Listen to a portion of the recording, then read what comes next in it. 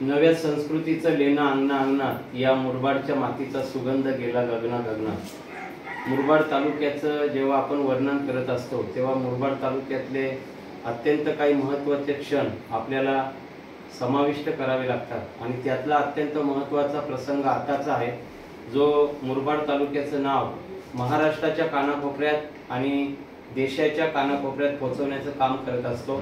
मुरबाड तालुक्यातल्या अत्यंत महत्त्वाच्या म्हसा ग्रामपंचायतीच्या माध्यमातून आणि गावकऱ्यांच्या माध्यमातून तालुक्याच्या वतीनं दरवर्षी या ठिकाणी गेल्या पिढ्यानपिढ्या चालू असलेली ऐतिहासिक म्हसा यात्रा दरवर्षी भरत असते।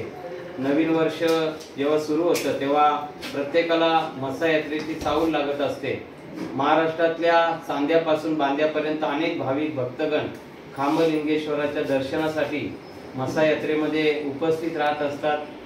खामलिंगेश्वराचं दर्शन घेतात, प्रसाद घेतात। या ठिकाणी बैलांचा फार मोठा बाजार, जनावरांचा बाजार भरत असतो। छोटी मोठी दुकानं, हॉटेल, त्याचप्रमाणे खानावळी असतात आणि त्यातल्या त्यात ग्रामपंचायतीच्या माध्यमातून दरवर्षी अनेक मोठमोठ्या व्यक्तींना आमंत्रित केलं जातं आणि ते आल्यानंतर प्रोटोकॉलनुसार त्यांचं या ठिकाणी स्वागत केलं जातं। ट्रॅफिकची समस्या असेल, पार्किंग असेल किंवा जनावरांचा बाजार असेल किंवा दुकानांची व्यवस्था असेल, हे सगळं काम ग्रामपंचायतीच्या माध्यमातून केलं जातं। ही ग्रामीण भागातली ग्रामपंचायत आहे आणि त्यामुळे सीसीटीव्ही कॅमेरे असतील किंवा जशी जशी व्यवस्था पुरवता येईल तसं तसं काम ग्रामपंचायतीच्या माध्यमातून केलं जातं।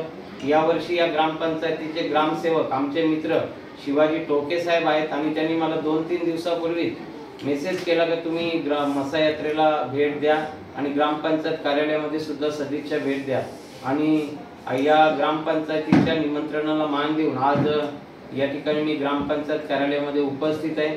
थोडासा फेरफटका मधून मारला, बाजूला बसेसची व्यवस्था सुद्धा करण्यात आलेली आहे, खाजगी वाहनांची सुद्धा व्यवस्था आहे आणि जेणेकरून या म्हसा यात्रेत सहभागी होणाऱ्या यात्रेकरूंना कोणत्या प्रकारचा त्रास होणार नाही यासाठी ग्रामपंचायतीच्या माध्यमातून आणि या म्हसा गावाच्या माध्यमातून पोलीस असतील, होमगार्ड असतील, अनेक संस्थांचे स्वयंसेवक असतील, सामाजिक कार्यकर्ते असतील, पत्रकार असतील, या सगळ्यांच्या माध्यमातून ग्रामविकास अधिकारी असतील, सगळे घटक समाजातले या ठिकाणी म्हसा यात्रा कशी यशस्वी होईल आणि मुरबाड तालुक्याचं नाव महाराष्ट्राच्या कानाकोपऱ्यात कसं जाईल यासाठी या ठिकाणी प्रयत्न केले जातात। मी ग्रामपंचायतीचं मनापासून आभार व्यक्त करतो। फार मोठी यात्रा आहे आणि त्यामुळे काही उणिवा नक्कीच जाणवणार, परंतु त्या उणिवा सुद्धा जेव्हा लोकांचं व्हॉट्सअपला निवेदन, तक्रारी येतात किंवा लेखी पत्र येतं तेव्हा तात्काळ त्या समस्या दूर केल्या जातात, जेणेकरून यात्रेकरूंना कोणत्या प्रकारचा त्रास होणार नाही। गेल्या वर्षी सुद्धा मी या ठिकाणी प्रशासनाला विनंती केली होती का लाईटची जी व्यवस्था आहे महावितरण कंपनीच्या माध्यमातून जिथून यात्रा भरते तिथून त्याच्या पहिल्या टोकापासून शेवटच्या टोकापर्यंत लाईटची व्यवस्था कशी करता येईल आणि ज्यांना लाईट घ्यायची आहे त्यांनी सुद्धा ग्रामपंचायतीचा जो कर आहे तो कर प्रामाणिकपणे जर भरला तर सगळीकडे झगमगाट झाल्याशिवाय राहणार नाही।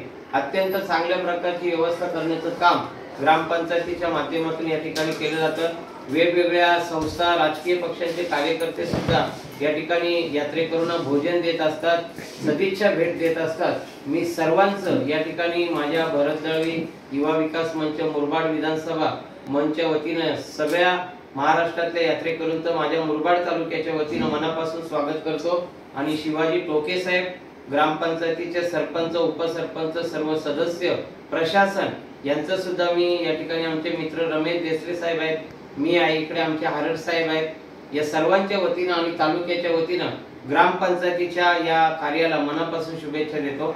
धन्यवाद। धन्यवाद सर।